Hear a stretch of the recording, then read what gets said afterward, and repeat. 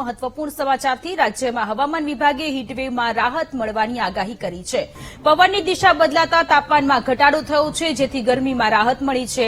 રાજ્યમાં દક્ષિણ પશ્ચિમથી દક્ષિણની હવા ચાલી રહી છે. ગઈકાલે ગીર સોમનાથમાં હીટવેવની સ્થિતિ જોવા મળી હતી, તેમાં રાહત મળી છે. સૌરાષ્ટ્ર અને કચ્છના દરિયા કિનારાના વિસ્તારોમાં ભેજવાળા ગરમ પવન આવતા અકળામણ અનુભવાશે.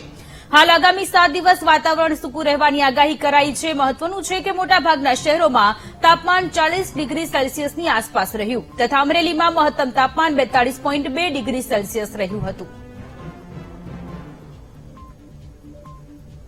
पैटर्न तो चेंज हुआ है.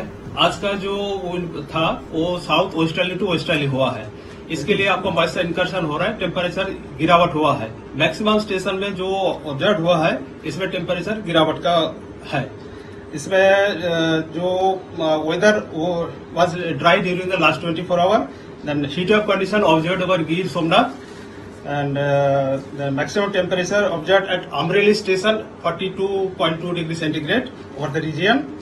Then next 7 days जो है forecast हमारा dry रहेगा, okay, and then mainly clear sky रहेगा next 24 hour में, and rainfall भी नहीं होगा और maximum temperature will be around 40 degree centigrade around.